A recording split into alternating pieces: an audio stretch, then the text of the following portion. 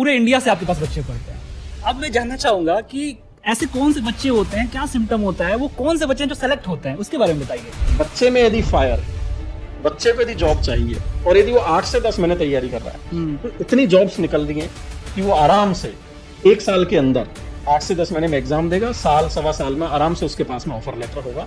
लेकिन आप sir engineering को रिप्रेजेंट करते हैं, कहीं ना कहीं आप बच्चे में देखता हूँ, कमेंट में पढ़ता हूँ कभी कभी जाकर, तो वो आपसे पूछना चाहते हैं कितनी बड़ी रिस्पॉन्सिबिलिटी है ये। गवर्नमेंट की जॉब अनसर्टेन है, नहीं पता होगा कब नोटिफिकेशन आएगा, कब एग्जाम होगा, कब रिजल्ट आएगा, कब ज्वाइनिंग आएगी, इनका कुछ नहीं पता। लेकिन जिस दिन नोटिफिकेशन आता है उस दिन बच्चा जगता है और जग के आते ही हमसे पूछना है सर सिलेबस कितने दिनों में हो जाएगा। आज की डेट में बाजार में बहुत सारे डिस्ट्रैक्शन है। डिस्ट्रैक्शन में मैंने सोशल मीडिया, बच्चा डिफरेंट टाइप के सोशल मीडिया पर अपना टाइम बहुत खराब कर रहा है। वहां पर इतनी सारी स्ट्रेटेजी चल रही है कि एक कोई भी विद्वान पुरुष आके बोलते हैं कि अगले 15 मिनट में देखें और एग्जाम कैसे क्लियर करें। बदलाव होते रहता है, बदलाव को कोई रोक नहीं सकता। मैं जानना चाहता हूँ कि आपने क्या इस समय में बदलाव देखे और किस तरह से अपने आप को समय के साथ बदला और किस तरह से बच्चे बदले, इसके बारे में थोड़ा बताइए। तो बच्चा पढ़ता है और पढ़ते पढ़ते क्योंकि वो अकेला है और वो पढ़ते पढ़ते ऐसी चीज खोजने लगता है जो उसके लिए हाईली रिलेवेंट होती है। मुझे ऐसा लगता है कि महाभारत में पूरा जीवन है। मतलब आप यदि बिजनेस चलाने की बात करेंगे तो पूरी रणनीति है। मैं ये समझ पा रहा हूँ कि पंकज सर इमोशनल इंसान भी हैं, है ना? हाँ सर, मतलब इमोशनल तो मैं ज्यादा ही हूँ। मतलब ऑनलाइन के इस जमाने में थोड़ा सा अपना दिमाग काम में लें, दिखावे पर उजत, मतलब जो आज की डेट में जो चार्म चल रहा है, जो दिखावा चल रहा है, उस पर ना जाके आप ये देखें सिंसियरिटी के साथ में कैसे मेहनत हो सकती है, अब जाके बच्चे के सिलेक्शन की प्रोबेबिलिटी। सरकारी नौकरी का सपना तो बहुत लोग देखते हैं, लेकिन कुछ ही ऐसे स्टूडेंट होते हैं जिनका वो सपना साकार हो पाता है। और वो सपना साकार कैसे होता है? जब उनको सही मार्गदर्शन मिल जाता है, जब उनको ऐसा कोई गुरु मिल जाता है। इसी सीरीज में आज हमने इनवाइट किया है अपने पॉडकास्ट में डॉक्टर पंकज गोयल सर को। Pankaj sir engineers academy and nimbus learning के फाउंडर हैं। इसके साथ ही माई पाठशाला भी चलाते हैं और पूरे अगर देखा जाए तो लाखों बच्चों को पढ़ा चुके हैं, हजारों को टेक्निकल जॉब में सिलेक्शन दिलवा चुके हैं, ऑल इंडिया रैंक 1 की सेंचुरी लगा चुके हैं। और यूं कहें तो Pankaj sir SSC junior engineer, RRB, JE जैसी एग्जाम्स की क्लासेस करवाते हैं। इन 15 सालों में पंकज सर ने इंडिया के लाखों बच्चों को पढ़ाया है। और अभी रिसेंट रिजल्ट की बात करें तो आरआरबी के 16 जोन के all India rank 1 engineers academy से हैं।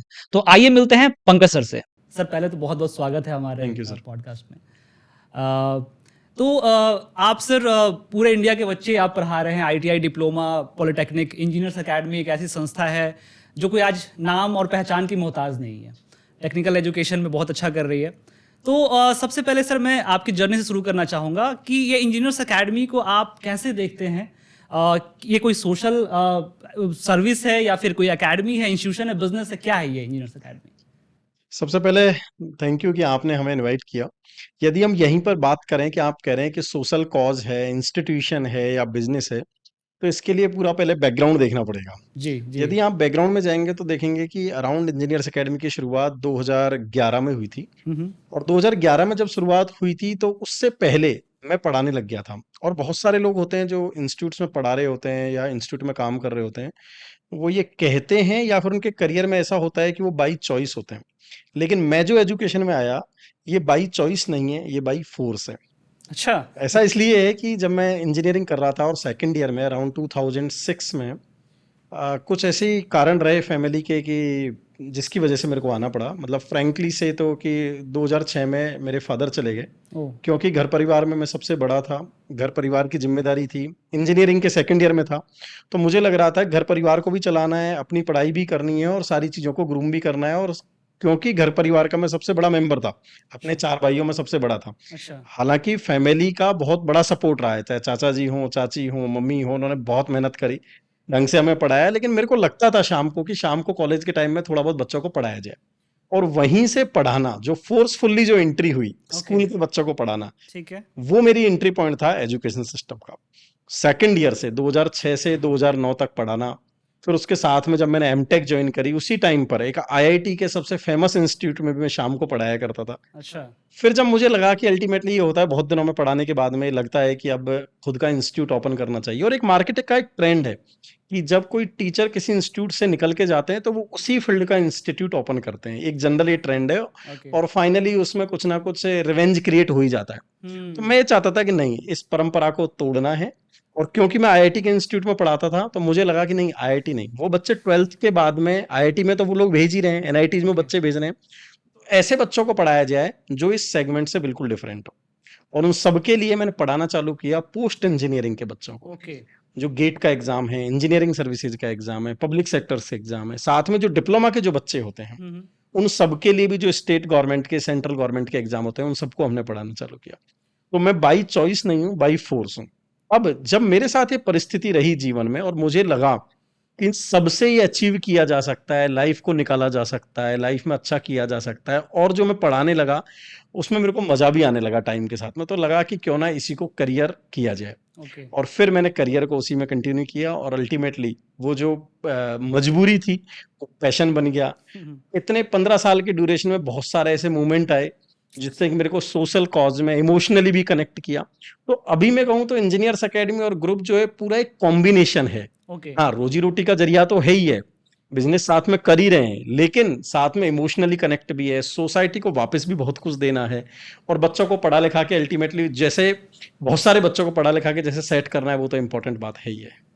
तो it is a combination of all three factors. Okay. तो 15 साल आई थिंक हजारों लाखों का भी ये पार कर चुका होगा, वो तो नंबर आपको पता होगा।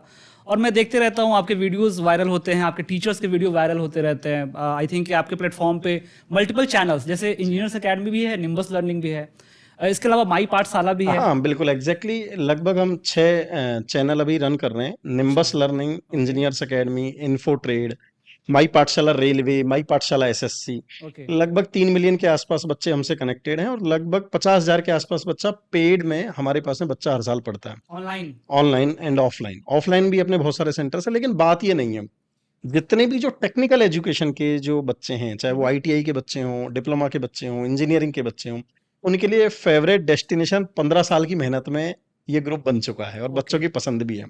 पिछले 15 साल में आप देखेंगे तो हजारों बच्चे होंगे जो डिफरेंट डिफरेंट एग्जाम में, इंजीनियरिंग के और डिप्लोमा के, जो डिफरेंट डिफरेंट टाइप के डिपार्टमेंट में काम कर रहे होंगे। ओके। तो इन सबको देख के बड़ी संतुष्टि होती है, और इन सबको देख के लगता है कि हाँ, 15 साल में कुछ तो सोसाइटी के लिए किया है। बिल्कुल, ये आपने बहुत अच्छी बात कही, क्योंकि आदमी को रोजी रोटी कमाने के लिए कुछ ना कुछ तो काम करना ही है, लेकिन काम ऐसा हो जो उसको एक सेटिस्फैक्शन भी दे। और कहते हैं टीचिंग से बेस्ट वो काम नहीं हो सकता, जहाँ पे आप कमाते भी हैं और वो चीज़ भी करते हैं। तो सर, आपने बताया कि पूरे इंडिया से आपके पास बच्चे पढ़ते हैं। अब मैं जानना चाहूँगा कि ऐसे कौन से बच्चे होते हैं, क्या सिम्टम होता है, वो कौन से बच्चे हैं जो सेलेक्ट होते हैं, उसके बारे में बताइए। देखिए, यदि 15 साल की मैं जर्नी को देखूं तो पूरे भारत से जब बच्चे पढ़ने आते हैं तो मैं कोई स्टेट वाइज तो ऐसा बाइफरगेट नहीं कर सकता, ठीक है। लेकिन एक बच्चे का एक नेचर होता है कि ओके। उसका सिलेक्शन कितने दिनों में होगा या नहीं होगा। जैसे कहावत है, अपने पूत के पैर पालने में दिखने लग जाते हैं। Exactly. वो ऐसा क्यों है?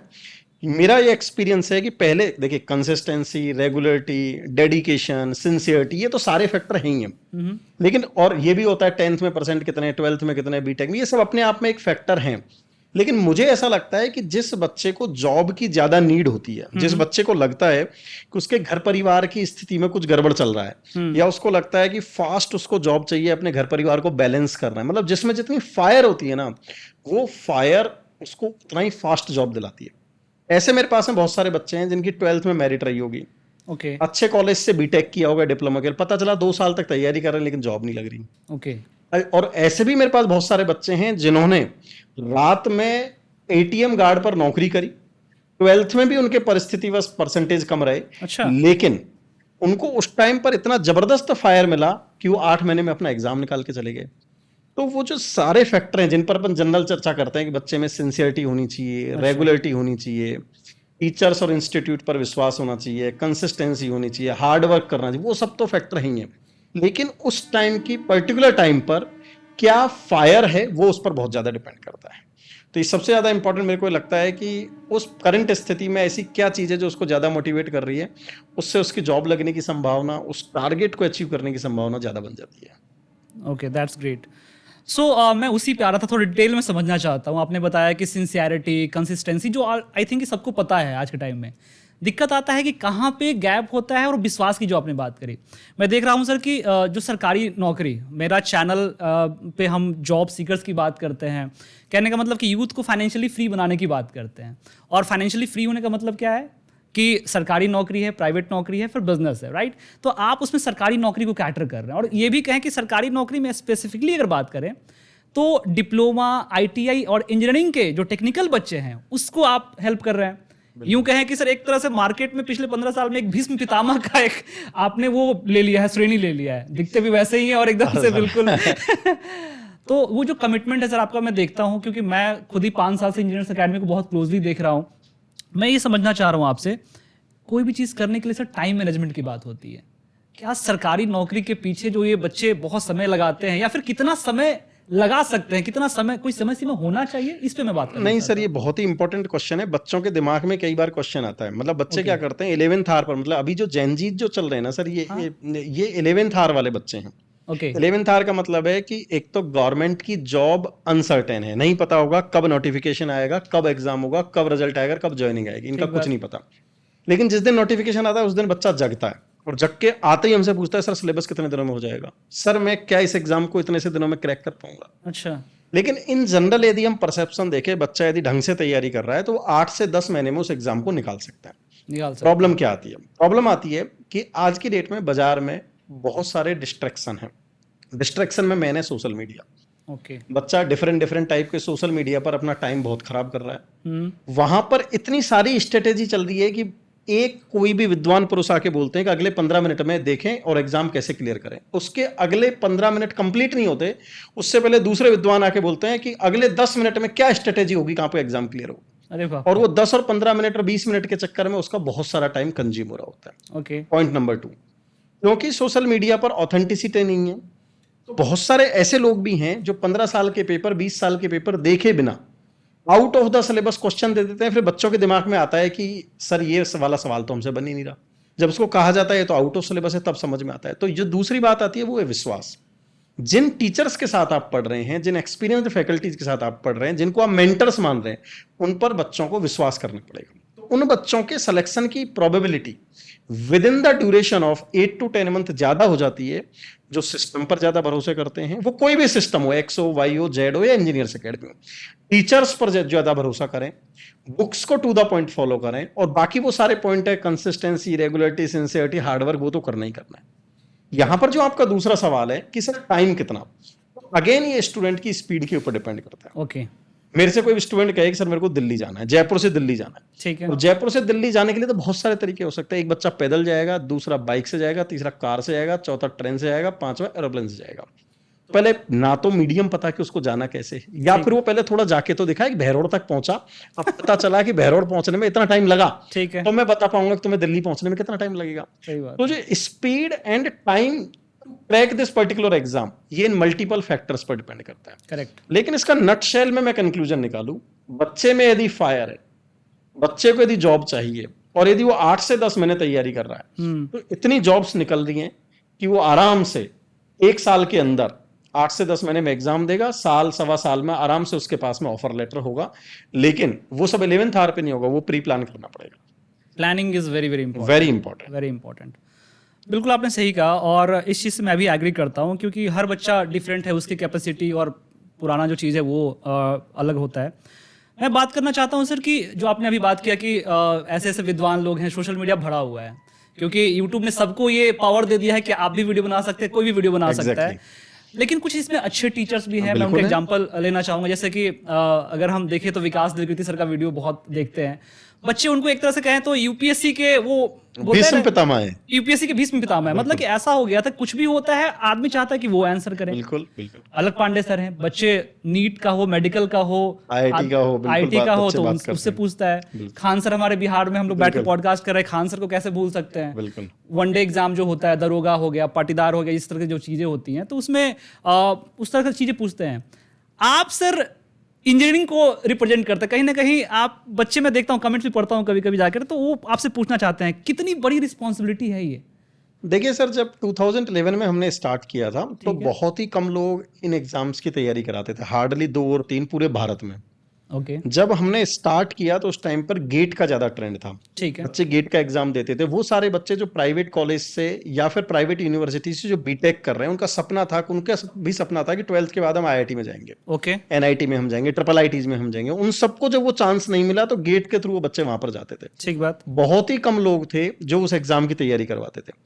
ट्रेंड चेंज हुआ, जेनजीज आए, शॉर्ट टेम्पर आए, जिनको अब हायर एजुकेशन में कम जाना, उनको तुरंत जॉब चाहिए। तुरंत जॉब चाहिए। तुरंत जॉब के लिए हमने नया segment junior engineer, assistant engineer start किया। ओके, और इतने टाइम से जब तैयारी करवा रहे हैं, लगभग 15 साल, मेरे 15 साल में लगभग सर 100 से ज्यादा ऑल इंडिया रैंक, अभी तक all India rank 1 engineers academy group ने दी है। तो बच्चों का बहुत ज्यादा ट्रस्ट बना हुआ है। ओके, तो ये बिल्कुल सही बात है, यदि बच्चों के मन में कोई सवाल आता है तो बच्चे सवाल का जवाब सरकार या कंसर्न अथॉरिटी की जगह इंजीनियरिंग डिप्लोमा वाले बच्चे हमसे एक्सपेक्टेशन रखते हैं, और उनकी बात ठीक भी है, क्योंकि उनको इतना ज्यादा विश्वास है सिस्टम पर। और वो जब कोई चीज डिले होती है तो उसके लिए जवाबदेही उन सरकार या सिस्टम की है, लेकिन वो हमसे इसलिए पूछते हैं, ठीक है, हो सकता है कि इंस्टीट्यूट या सर हमारे साथ खड़े हों। और ऐसा कई जगह हुआ भी है ओके, जहां पर हम बच्चों के साथ खड़े हुए हैं। जैसे रिजल्ट लेट आया, तो जब बच्चों की हुंकार हुई तो वो हाँ। रिजल्ट भी टाइम से आया। बिल्कुल। बच्चों की जब ज्वाइनिंग लेट हुई, जब बच्चों की हुंकार हुई, हम साथ में खड़े रहे तो उस टाइम पर ज्वाइनिंग भी आई। जब कई बार रिजल्ट में गड़बड़ हुई और हम बच्चों के साथ खड़े रहे तो रिजल्ट भी टाइम से आया। तो बच्चों का विश्वास भी बढ़ता है, बच्चों को उम्मीद भी रहती है, और ये हमारी जिम्मेदारी भी है कि यदि बच्चों के साथ में यदि कोई अन्याय हो रहा है, और मैं पर्सनली इस जिम्मेदारी को लेता हूँ, यदि इंजीनियरिंग का, डिप्लोमा का, आईटी मतलब टेक्निकल एजुकेशन के बच्चे के साथ यदि कुछ दिक्कत है तो हम उसके साथ दिनों रात खड़े हैं किसी भी तरीके से। तो ये मतलब हमारी जिम्मेदारी है इस फील्ड में कि हम इसका पूरी बखूबी इसको निभाएं। चलिए सर, मेरे तरफ से तो बहुत शुभकामनाएं हैं, और मुझे लगता है कि अभी तक बहुत अच्छा ये चल रहा है और आगे भी इस तरह से चलता रहेगा। सर, अगला क्वेश्चन मैं पूछना चाहूँगा, क्योंकि समय बदल रहा है। 15 साल पहले कुछ और था, आपने किसी एक कारण से शुरू किया, आज वो कारण कुछ और मतलब कि चल गया, पैशन में कन्वर्ट हो गया। ट्रेंड बदलते रहता है, बदलाव होते रहता है, बदलाव को कोई रोक नहीं सकता। मैं जानना चाहता हूं कि आपने क्या इस समय में बदलाव देखे, और किस तरह से अपने आप को समय के साथ बदला, और किस तरह से बच्चे बदले, उसके बारे में थोड़ा सा बताइए। देखिए, बदलाव 15 साल और आज में हम देखें तो 2-3 एंगल से बदलाव हुआ, जिसमें ओके। पहला बदलाव है स्टूडेंट की मेंटेलिटी। अच्छा। जो 15 साल पहले जो बच्चा आता था, मतलब ये कोई नेगेटिव सेंटेंस नहीं है, लेकिन दैट्स द रियलिटी। अभी जो बच्चा आ रहा है 15 साल पहले जो बच्चा आता था, इनमें बहुत बड़ा गैप है। ठीक है। अभी जो बच्चा है वो बड़ा ही शॉर्ट टेम्पर्ड बच्चा है, उसको जल्दी रिजल्ट चाहिए। ठीक है। लेकिन जो 15 साल पहले बच्चा आता था वो एकदम एक टाइम फ्रेम के साथ में डिसाइड करता था कि इतने दिन मेरे को मेहनत करनी है, और आराम से वो रिजल्ट निकालता पेशेंस था। उसके अंदर ज्यादा होता था। बिल्कुल, पेशेंस उसके अंदर ज्यादा होता था।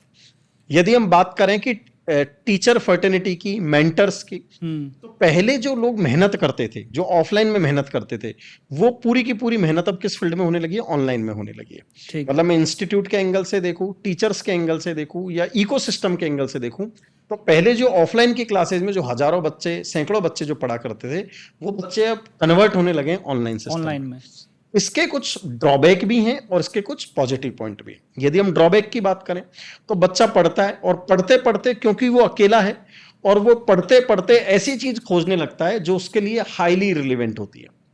बच्चा पढ़ रहा है, स्ट्रेंथ ऑफ मटेरियल है, बच्चा नेटवर्क थ्योरी पढ़ रहा है, कंट्रोल सिस्टम पढ़ रहा है, कुछ रिसर्च करने के लिए यूट्यूब पर गया, और रील्स के इस जमाने में वो आधे घंटे बाद में, 15 मिनट बाद में पहुंच जाएगा कि पृथ्वी की उत्पत्ति कब हुई थी, जो बिल्कुल ही रिलेवेंट हो गया। सही उसको बात है। पता भी नहीं चलेगा, उस रील की दुनिया में उसका आधा घंटे का टाइम निकल ऐसा गया, होता है, बिल्कुल। और ये बिल्कुल उस टाइम पर नहीं था। हाँ।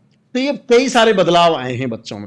तीसरे, यदि हम बदलाव की बात करें तो पहले गवर्नमेंट जॉब के लिए जो ट्रेंड था वो ज्यादा था, शहरों में भी था, गांव में भी था। अभी जो ट्रेंड है प्राइवेट जॉब के लिए भी उतना और थोड़ा एग्रेसिव हुआ है, और प्राइवेट जॉब की तरफ भी बच्चे मूव करने लगे हैं। लेकिन गवर्नमेंट का क्रेज, गवर्नमेंट जॉब का क्रेज अभी भी कम नहीं हुआ है, कम नहीं हुआ है। थोड़ा सा स्टूडेंट के टाइप में बदलाव होने लगा है। बिल्कुल। यदि हम उस टाइम की बात करें तो जिन लोगों के साथ में, जिन टीचर्स के साथ में, जिन कॉम्पिटिटर्स जो थे वो अलग टाइप के हुआ करते थे। आज की डेट में यदि कॉम्पिटिटर की बात करें तो वो अलग टाइप का कंपटीशन है। उस टाइम पर जो बुक्स बच्चे को दिया करते थे वो फिजिकल फॉर्मेट में बुक दिया करते थे। आज की डेट में जब बच्चों को बुक्स देते हैं तो वो ई बुक की फॉर्मेट में दे दी जाती है। तो मैंने तो पूरा एजुकेशन सिस्टम पिछले 15 साल में ट्रांजिशन फेज में देखा है। मतलब physical classroom, physical booklet, physical test से ट्रांजैक्शन हुआ है उसका ऑनलाइन ई सिस्टम में, इलेक्ट्रॉनिक क्लासेज हो गई, डिजिटल क्लासेज हो गई, ई बुक्स हो गई, बच्चा टेस्ट सीरीज भी ऑनलाइन देने लगा है। हाँ, टाइम सेविंग हो रही है, मनी सेविंग हो रही है, लेकिन पैरेलली जो ड्रॉबैक है वो भी एक बहुत बड़ा है, डिस्ट्रैक्शन। ओके, सिलेक्शन लेट हो रहे हैं, सिलेक्शन की ऑथेंटिसिटी कम हो गई।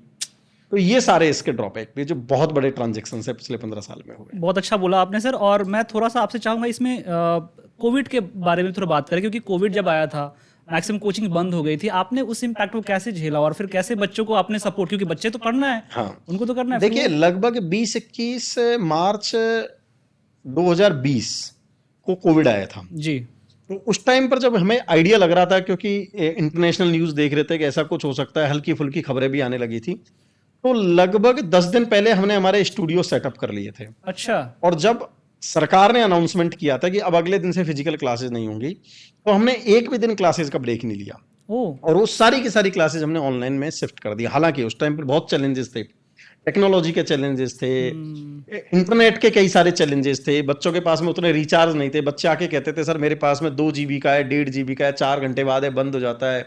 उस टाइम पर क्वालिटी के वो चक्कर थे कि हाई क्वालिटी में बच्चा देख रहा है, उसको कम जीबी में या कम एमबी में कैसे ट्रांसफर किया जाए कि उसका 2 GB डेटा ज्यादा घंटे के लिए चल सके। वो सब चैलेंजेस आए, अच्छा, लेकिन वो 1-1.5-2 महीने में सारी चीजें सॉर्ट आउट हो गए और बच्चे भी उसके हैबिचुअल हो गए।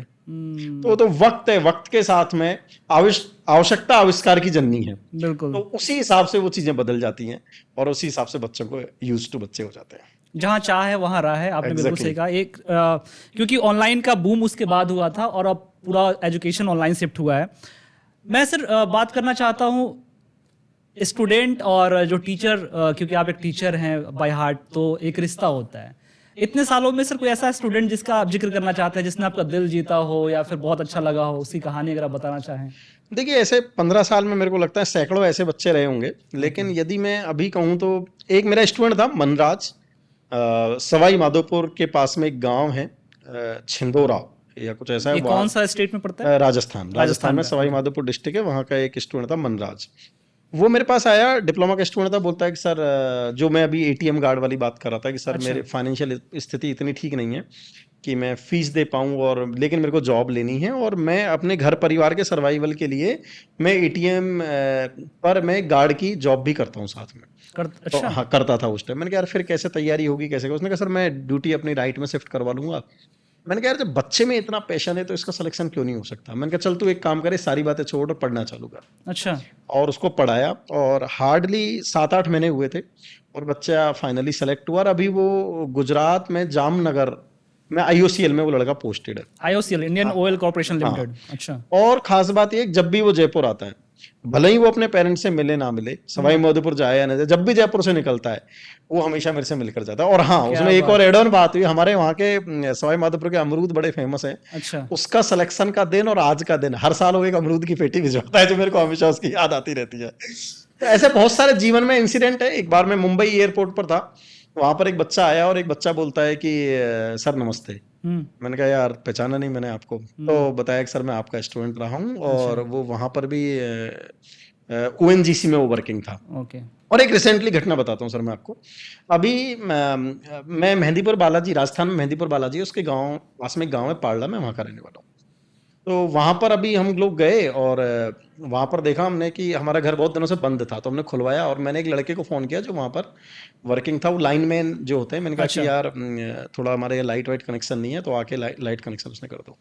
मैंने कहा आता हूँ मैम। वो मतलब हम जानते ही नहीं थे, गाँव हम साल में एक आध बार ही जानते हैं, तो उन सब लोगों से परिचय नहीं था। उस बच्चे ने आते ही सबसे पहले पैर छुए। मैंने कहा यार क्या हुआ भाई? वो कहे कि सर मेरे को पता नहीं था ये आपका घर है, मैं तो आपका स्टूडेंट था, जयपुर में स्टूडेंट रहा हूँ आपका। क्या बात है। तो मतलब ये जो ऐसी स्टोरीज होती हैं, ऐसे टच होते हैं, वो अपने आप को मतलब बहुत ज्यादा मोटिवेट भी करते हैं। सही बात और ये करते हैं कि अच्छा यार सोसाइटी के लिए कुछ किया है, बच्चे याद भी रख रहे हैं, बच्चे मिल भी रहे हैं, और जहां जाओ वहाँ किसी भी डिपार्टमेंट में बच्चे कुछ ना कुछ कनेक्टेड रहते हैं। तो मतलब बहुत सारे ऐसे लाइफ के मोमेंट रहे हैं।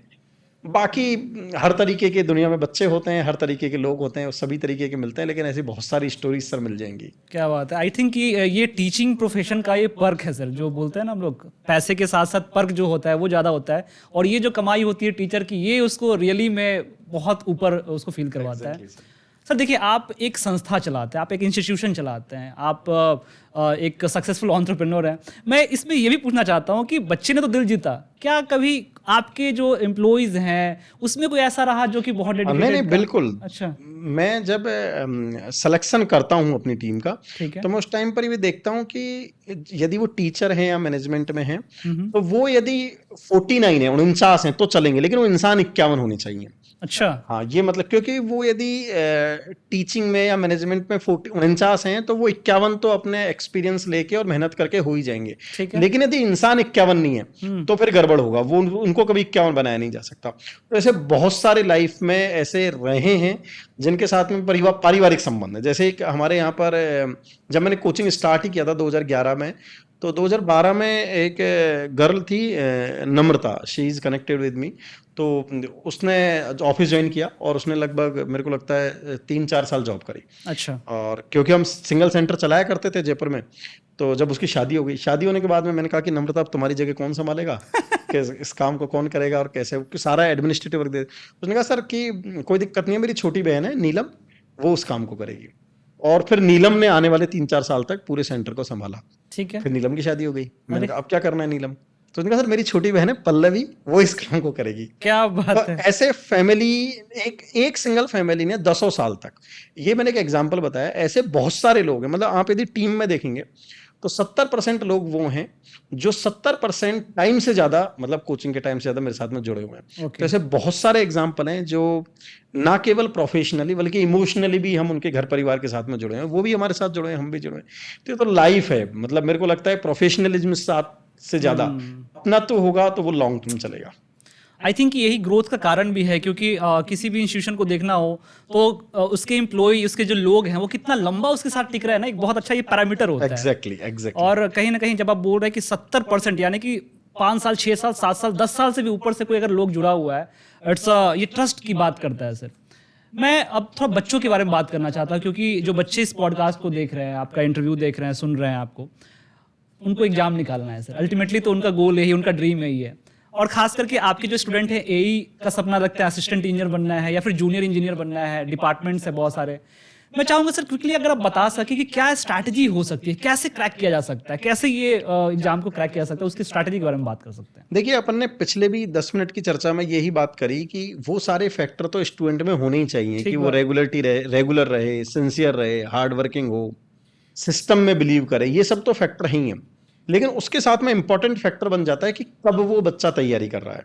देखिए, आप जनरल कंपटीशन के एग्जाम को देखें, आप कोई भी एग्जाम उठाएं, चाहे वनडे एग्जाम उठाएं या फिर और कोई भी एग्जाम उठाएं, जो नॉन इंजीनियरिंग या नॉन टेक्निकल एग्जाम है, ओके। उन सब में जो कंपटीशन का लेवल है वो 1:300 है। जैसे आप आईआईटी का एग्जाम भी देखेंगे, 10,000 सीट है, मतलब नीट का एग्जाम देखेंगे या फिर आप कोई दरोगा का एग्जाम देखेंगे, पटवारी देखेंगे या कोई भी पीसीएस का एग्जाम देखेंगे, 1:200, 1:150, 1:250, मतलब एक सीट के लिए उतने 150 से लेकर 300 एप्लीकेंट्स आ रहे हैं। ठीक बात। लेकिन इंजीनियरिंग और टेक्निकल फील्ड में ये रेशियो 1:30 से स्टार्ट हो जाता है और अच्छा। 1:100 पर जाके तो खत्म ही हो जाता है। आप कोई सा भी एग्जाम। तो पॉइंट नंबर 1 है जो बच्चों को मैं बताना चाह रहा हूं कि इस एग्जाम को निकालना पहली बात तो आसान है, आसान है। क्योंकि आपका कंपटीशन का रेशियो कम है। इसको मैं और एक एग्जांपल से बताता हूं। अभी राजस्थान में RPSC, Rajasthan public service commission की असिस्टेंट इंजीनियर की वैकेंसी आई हुई है। ठीक है। उसमें 1000 वैकेंसी है और 32,000 फॉर्म भरे गए, तो 1:30 हो गया। ऐसे ही आप यदि किसी और स्टेट के एग्जाम की देखेंगे, यूपीपीएससी में एई की वैकेंसी आई थी, वहां पर 1:60 था। ओके। मतलब 1:100 क्रॉस ही नहीं करता है। तो पॉइंट नंबर 1, पहले बच्चा ये चाह रखे कि मुझे एग्जाम निकालना, वो सारे फैक्टर तो हैं ही। पॉइंट नंबर 2 है राइट टाइम पर प्रिपरेशन करना स्टार्ट करें। ओके। बहुत सारे बच्चे सोचते हैं कि मैं नोटिफिकेशन आएगा जब तैयारी करूंगा। बहुत सारे बच्चे सोचते हैं कि एक बार कुछ सुरबुराहट तो चले जब मैं तैयारी चालू करूं। अच्छा। लेकिन मैं कह रहा हूं कि यदि आप 11th आवर पे किसी गेट को नॉक करेंगे तो खुलने की संभावना कम है। बहुत कम है। तो इसलिए यदि आपने प्लान कर लिया है तो या तो आप कॉलेज के फाइनल ईयर में, यदि आप डिप्लोमा के स्टूडेंट है तो कॉलेज के फाइनल ईयर में, आईटीआई के स्टूडेंट है तो भी फाइनल ईयर में, इवन इंजीनियरिंग के तो भी फाइनल ईयर में ही आप स्टार्ट कर दें। और यदि आपको लगता है कि नहीं, तो लास्ट ये है कि आप पास आउट होते उस चीज को, एग्जाम को तैयारी करना चाहिए। आप इस बात का वेट ना करें कि नोटिफिकेशन कब आएगा, सरकार कब, आना ही है। एसएससी जेई का एग्जाम हर साल होना ही है, गेट का एग्जाम हर साल होना ही है, स्टेट के 2-4 वैकेंसीज हर साल आनी ही है, पब्लिक सेक्टर में रिक्रूटमेंट होने ही है। तो जब इतने सारे होने हैं, हाँ ये है, जब कंपटीशन का रेशियो कम है, वैकेंसीज भी कम आती है, वैकेंसीज कम आती हैं तो बच्चों को लगता है कि सर सिलेक्शन हमारा कैसे होगा। लेकिन यदि बहुत सारे दरवाजों को खटखटाएंगे तो उसकी प्रोबेबिलिटी सिलेक्शन की ज्यादा हो जाएगी। ओके। तो पॉइंट नंबर 2 ये बन जाता है कि राइट टाइम पर वो प्रिपरेशन करना स्टार्ट करते हैं। और पॉइंट नंबर 3 ये बन जाता है कि राइट कैंडिडेट राइट टीचर से कनेक्ट होकर प्रिपरेशन करें, राइट इंस्टीट्यूट के साथ प्रिपरेशन करें, लीगेसी देखें, रिजल्ट देखें, मटेरियल देखें। और ऑनलाइन के इस जमाने में थोड़ा सा अपना दिमाग काम में लें, दिखावे पर उजत, मतलब जो आज की डेट में जो चार्म चल रहा है, जो दिखावा चल रहा है, उस पर ना जाके आप ये देखें सिंसियरिटी के साथ में कैसे मेहनत हो सकती है। अब जाके बच्चे के सिलेक्शन की प्रोबेबिलिटी 365 दिन में तैयारी करना चालू करें, 365 दिन के अंदर, एक साल के अंदर उसके हाथ में ज्वाइनिंग लेटर होगा यदि वो ढंग से तैयारी कर रहा है। तो ये मतलब मैक्सिमम टाइम हो रहा है। ये सर बहुत बड़ा आप एक भरोसा भी दिलवा रहे हैं और साथ में कमिटमेंट भी है कि इंजीनियर्स अकेडमी ये चीज़ करके देता है और उस बच्चे पे डिपेंड करता है। टाइम मैनेजमेंट में थोड़ा सा एक और मैं पूछना चाहता हूँ, क्योंकि आपने बोला कि लास्ट ईयर में जब बच्चा होता है तो उसको करनी चाहिए। कितने बच्चे ऐसे हैं सर जो आप अगर इसमें कुछ एग्जांपल दे सके, जो ऑलरेडी डिप्लोमा में हैं और आपके साथ ऑनलाइन एजुकेशन में जुड़े हुए हैं, उसके बारे में थोड़ा सा बताइए। सर एक्चुअली यहाँ पर भी बड़ा अच्छा क्वेश्चन है। मैं बच्चों को ये सजेस्ट करता हूँ कि बल्कि हम फाइनल ईयर से तैयारी करना चालू करो। ठीक है। उसका कारण क्या है? हम यदि ह्यूमन साइकोलॉजी को देखें तो हमसे ज्यादा परेशान, हम जितने परेशान हैं इससे ज्यादा परेशान करते हैं हमें पड़ोसी। जब हम हमारी इंजीनियरिंग कर लेते हैं, डिप्लोमा कर लेते हैं, तो हमारे गांव के, घर परिवार के, अड़ोसी पड़ोसी लोग यही पूछते हैं भाई तू आजकल क्या कर रहा है, और ये सब हमारे ऊपर साइकोलॉजिकल प्रेशर क्रिएट होता है। ओके। लेकिन यदि हम फाइनल ईयर में तैयारी कर रहे होते हैं तो क्योंकि कोई पूछता है क्या कर रहे हो, तो हम कहते हैं हम फाइनल ईयर में पढ़ रहे हैं। और उस टाइम पर संभावना ज्यादा बन, जितने हम रिलैक्स रहेंगे उतने हमारे एग्जाम को क्रैक करने की संभावना ज्यादा बन जाएगी। करेक्ट। और यदि हमसे कोई बार बार पूछेगा, एक सोसाइटी का प्रेशर अलग रहेगा कि हमने बीटेक कर लिया, डिप्लोमा कर लिया है, या पर हम तैयारी कर रहे हैं, तो बल्कि थोड़े से हमारे रिजल्ट के इफेक्ट होने के चांसेस ज्यादा रहेंगे। लेकिन मैं ऐसे बहुत सारे बच्चों को जानता हूं जिन्होंने फाइनल ईयर के साथ भी रैंक अच्छी हासिल करी। जैसे मेरा एक स्टूडेंट था नमन, वो फाइनल ईयर में था। ठीक है। गेट का एग्जाम 2014 या 15 की बात है। उसने गेट का एग्जाम, मैं सोचता था कि बच्चे अच्छा कर रहे हैं, इंटेलिजेंट भी था, उसने ऑल इंडिया रैंक 1 लेके आया फाइनल ईयर के साथ में। अच्छा। अब बच्चे सोचते हैं कि सर फाइनल ईयर के साथ क्वालिफाई कर, मैं तो जब all India rank 1 final year के साथ आ सकती है तो तुम तो क्वालिफाई करने की बात कर रहे हो, तुम तो आईआईटी में जाने की बात कर रहे हो, तुम तो पीएसयू में जाने की बात कर रहे हो, या तुम तो जाइए नहीं बात कर रहे हो। तो यदि एग्जाम में एलिजिबल हैं तो आप तैयारी करना स्टार्ट कर दें, ताकि ट्राई करें फाइनल ईयर के लिए। और इस टाइम नहीं हो रहा तो ये माने कि ये हमारा एक प्री टेस्ट था जो हो गया, अगली साल उसकी प्रोबेबिलिटी ज्यादा बन जाएगी। बेस्ट टाइम वही है। बाकी फिर लास्ट तो है ही है कि ड्रॉप करना, फिर 1-2 साल बाद करना, वो सब बल्कि डाइल्यूट करता है चीजों को। तो सर कहीं ना कहीं आप ये बोलना चाह रहे हैं कि अगर किसी को सिलेक्शन लेना है और श्योर शॉट सिलेक्शन लेना है तो उसको सिलेक्शन लेने के बारे में नहीं सोचना है, उसको टॉपर्स बनने के बारे में सोचना है। एग्जैक्टली। आप बहुत सारे वीडियोज भी देखेंगे, मैं बच्चों से बात ही नहीं करता कि आपको इतने दिन में सिलेक्शन लेना है।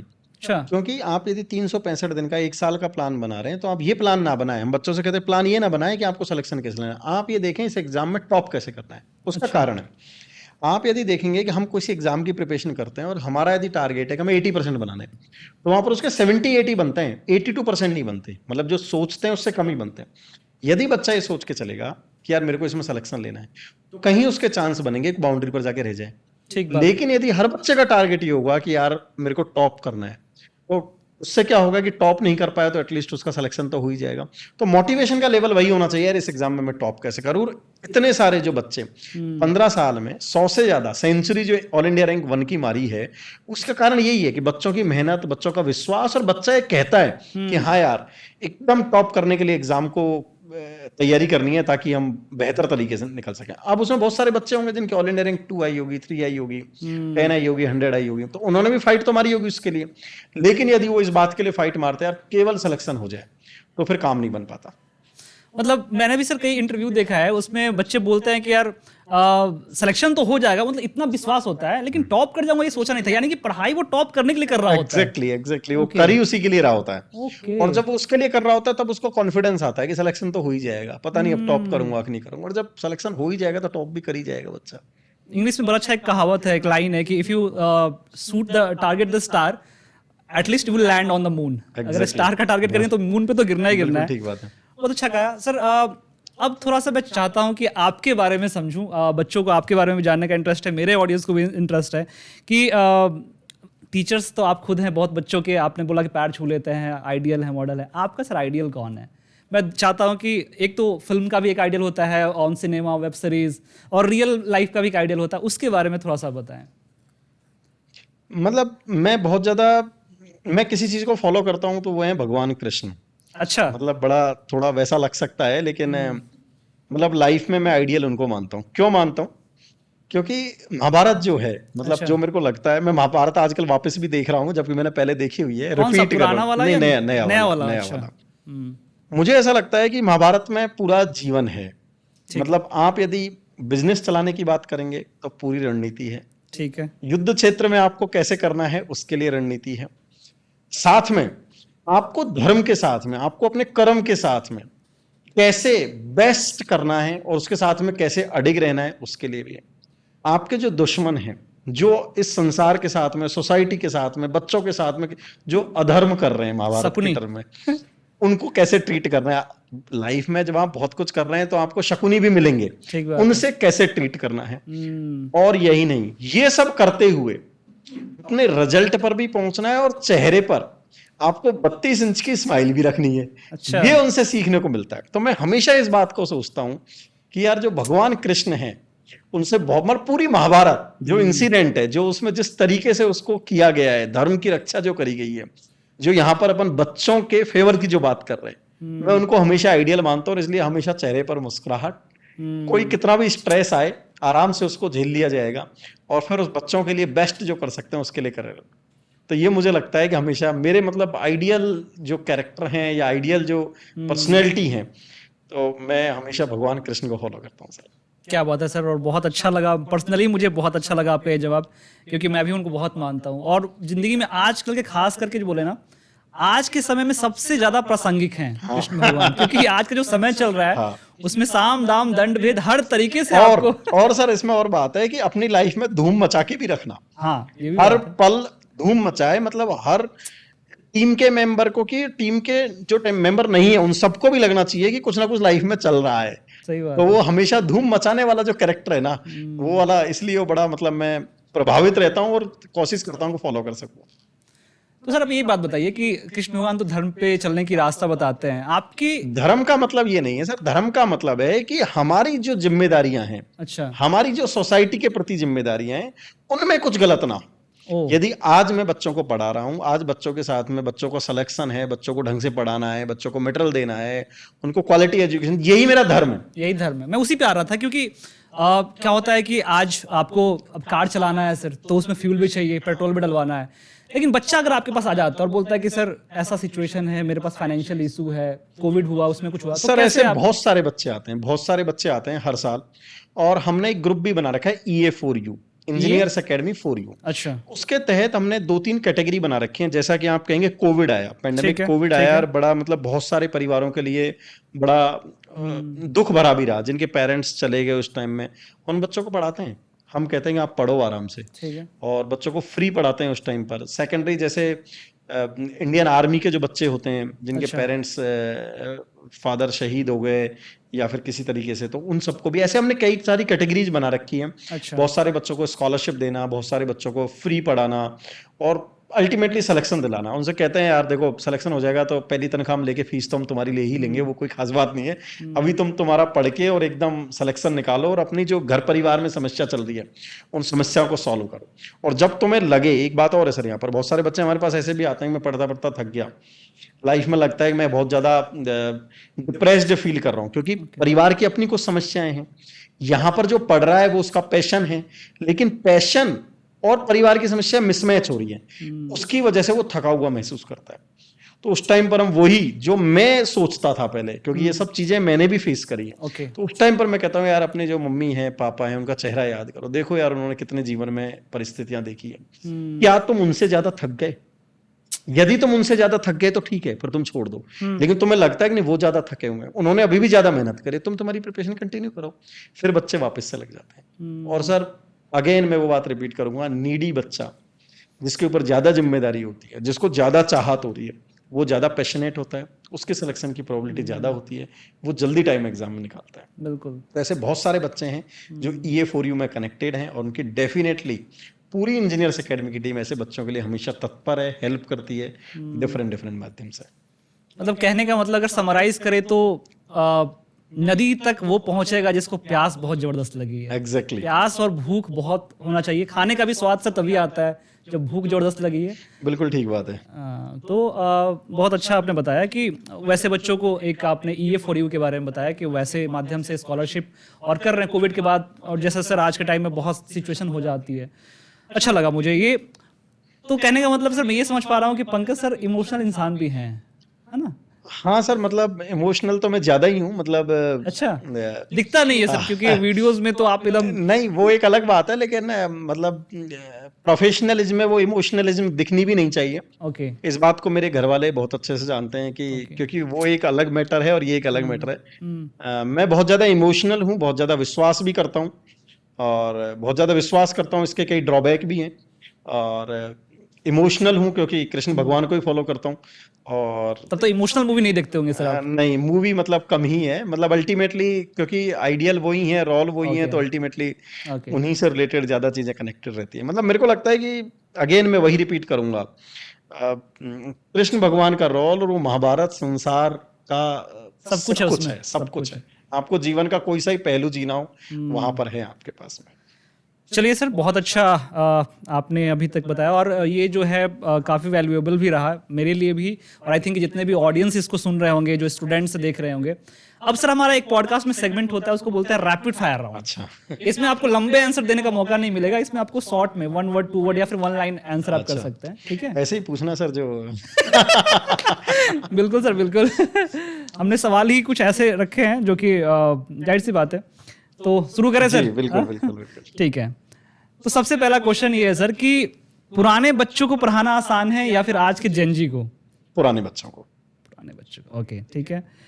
आपके सेंटर सर पूरे इंडिया में चलते हैं, पूरे सेंटर बच्चे पढ़ते हैं, कहाँ के बच्चे ज्यादा मेहनती हैं, मतलब कि इसमें? बिहार के। बिहार के? बिहार के बच्चे ज्यादा मेहनती लगते हैं। क्या बात है, तो बिहार वालों देख लो यार, लाइक हो जाना चाहिए, ठीक सभी है? जगह के बच्चे मेहनती हैं, लेकिन इन कंपैरिजन हम देखेंगे तो बिहार के बच्चे ज्यादा मेहनती हैं। अच्छा, क्या बात है। अगर आप सर एजुकेशन मिनिस्टर होते तो कौन से सेगमेंट पे ज्यादा फोकस करते, ज्यादा काम करते? रिसर्च पर। रिसर्च पर। क्या बात है। और सर अगर आप खुद किसी जॉब में होते, ये कोचिंग ना होता, तो आप किस जॉब में होते? कौन सा आपका फेवरेट जॉब है? मैं BARC, Bhabha atomic research centre. मतलब वो रिसर्च में आपको खास इंटरेस्ट है अल्टीमेटली। क्या बात है। In the last 15 year the best advice you get? सबसे अच्छा मेरे को लगा कि मेरे को पेरेंट्स ने बोला कि सर आपको रिजल्ट पर बहुत ज्यादा फोकस करना है, मतलब सिलेक्शन का परसेंटेज आपका ज्यादा होना चाहिए। ये मुझे बेस्ट एडवाइस लगी अभी तक। ओके, ये थोड़ा सा उल्टा है, आदमी बोलता है रिजल्ट पे फोकस नहीं करना चाहिए, लेकिन आपने इस चीज को ड्राइव किया और वहां से रिजल्ट मिला। एग्जैक्टली क्या बात है, वेरी नाइस। क्या आपका सर कोई कॉलेज खोलने का प्लान है? नहीं, फिर क्या प्लान है? मेरा प्लान है कि हम स्कूल चलाएं आने वाले दिनों में, और प्राइमरी जो बच्चे हैं उन बच्चों को भी एक बेहतरीन एजुकेशन दे सकें, और स्कूल भी ऐसे शहर में जिस शहर में अच्छे स्कूल की कमी है। अच्छा। बड़े शहरों में, A ग्रेड शहरों में नहीं, BC टाइप के शहरों में, जहां पर कि एक अच्छी एजुकेशन अफोर्डेबल मिल सके। स्कूल मेरा एक ड्रीम है जिसमें कि मैं चाहता हूं कि आने वाले दिनों दैट्स में ग्रेट, क्योंकि स्कूल्स में ज़्यादा रूट्स वहाँ से शुरू होता है, तो ये काफ़ी अच्छा लगा मुझे। सो एक बार फिर से मैं पूछना चाहूँगा कि what you see in employees when you hire? मैंने आपको पहले ही बताया था कि मैं जब किसी भी एम्प्लॉय को हायर करता हूँ या बात करता हूँ तो मैं इंसानियत ज़्यादा देखता हूँ। काम तो ठीक है, आज कम आता है कल ज़्यादा आ जाएगा, ठीक बात। तो इंसानियत 51 होनी चाहिए, काम भले ही 49 हो, क्योंकि इंसानियत यदि 49 है तो उसको 51 कभी नहीं बनाया जा सकता, काम को 49 को 51 बनाया जा सकता है। तो हमेशा मैं देखता हूँ कि वो इंसान अच्छे हों, वो ज़्यादा इंपॉर्टेंट है। Okay, so the next question is Pankaj sir, और इफ आई मे से डॉक्टर पंकज सर, क्या कभी पॉलिटिक्स में एंटर करेंगे? नहीं, कभी नहीं।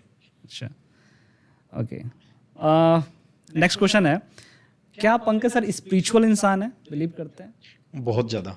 मैंने अभी आपको थोड़ी देर पहले बताया है, स्पिरिचुअल और इमोशनल ये कूट कूट का भरा है, वो दिखना नहीं दिखना अपनी एक बात है, क्योंकि मैं भगवान कृष्ण को फॉलो करता हूँ तो क्या दिखाना है वो एक अलग बात है। अच्छा।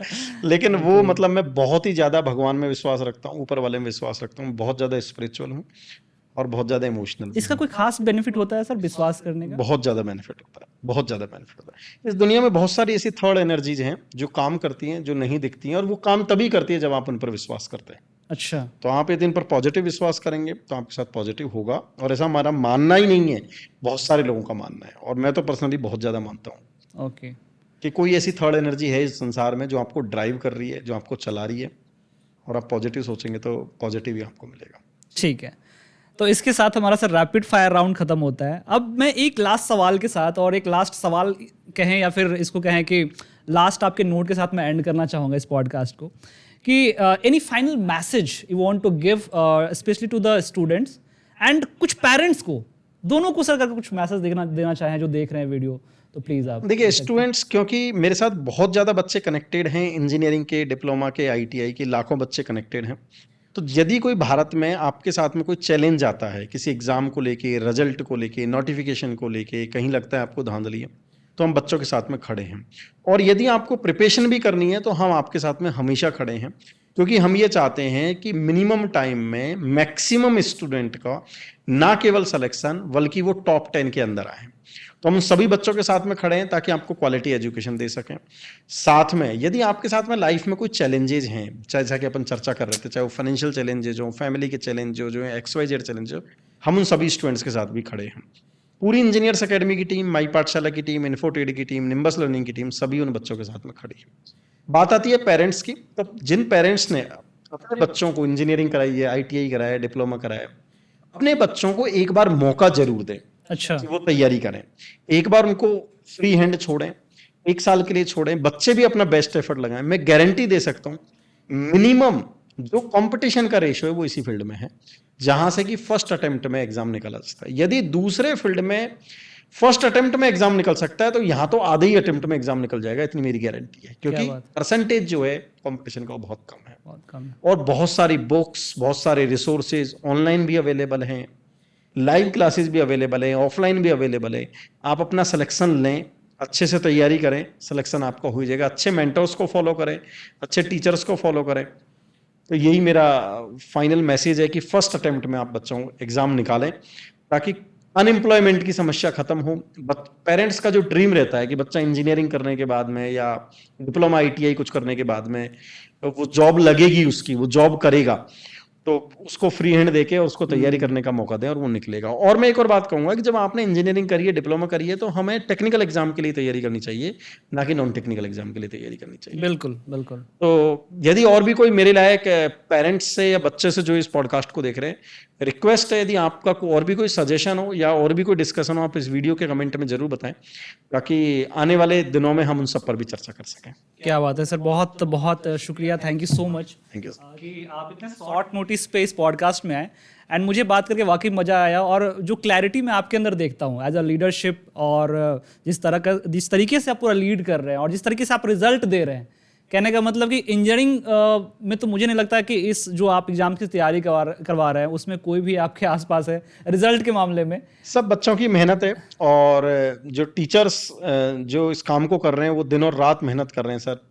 और टीचर्स की अथाह मेहनत, बच्चों के अथाह प्रयास, बिल्कुल वो ही सब कॉम्बिनेशन है अल्टीमेटली बेस्ट रिजल्ट का। बिल्कुल। अभी RRB के टेक्नीशियन का रिजल्ट आया सर, 16 जॉन ऐसे हैं जिनकी ऑल इंडिया रैंक 1 है अपने इंस्टीट्यूट से। तो उसमें टीचर्स ने अथाह मेहनत करी है, बच्चों ने दिन और रात मेहनत करी है, लगे रहे हैं, सिस्टम पर विश्वास किया है, तो रिजल्ट तो फिर आ ही जाने हैं। मेहनत करनी है तो रिजल्ट की ज़्यादा चिंता नहीं है, वो तो आ ही जाने हैं। क्या बात है। तो thank you so much to our audience, या जो भी इस वीडियो को देख रहे हैं। अगर आपको ये पॉडकास्ट, ये कन्वर्सेशन अच्छा लगा हो, वैल्यूएबल लगा हो, तो आप इसे लाइक कर सकते हैं अपने फ्रेंड्स के साथ, स्पेशली जो अपने टेक्निकल फ्रेंड्स हैं उनके साथ जरूर शेयर कर सकते हैं। स्ट्रैटेजी भी हमने शेयर की, बात किया है, पंकज सर के लाइफ पे भी हमने बात किया है, और सब कुछ हमने कोशिश किया है कि एक शॉर्ट समय में आपको एक वैल्यूएबल पॉडकास्ट, जहाँ पे आज इंटरनेट पे इतनी सारी चीज़ें हैं जो आपके, आई थिंक 90% वो आपके काम की नहीं है। आप उसको देखते हैं, आप एक डोपामाइन रिलीज करते हैं, आप उस एक विशियस साइकिल में फंस जाते हैं। आप ऐसे अच्छे चीज़ों का चयन करें। कहते हैं ना सर कि अगर अंधेरा को हटाना है तो हम नहीं हटा सकते, बस हमें एक बल्ब जला सकते हैं, रोशनी जला सकते हैं, वो अपने आप रिप्लेस कर देगा। अगर आप अच्छी चीज़ों को सब्सक्राइब करते हैं, उनको देखते हैं, जाहिर सी बात है कि आपके फीड में वही आएगा। आपको फीड अपना खुद सही करना है। मैं सभी अपने दर्शकों का बहुत बहुत शुक्रिया अदा करना चाहता हूँ कि आपने देखा इस पॉडकास्ट को। And thank you sir once again for coming to the podcast. Thank you sir. And thank you sir, thank you.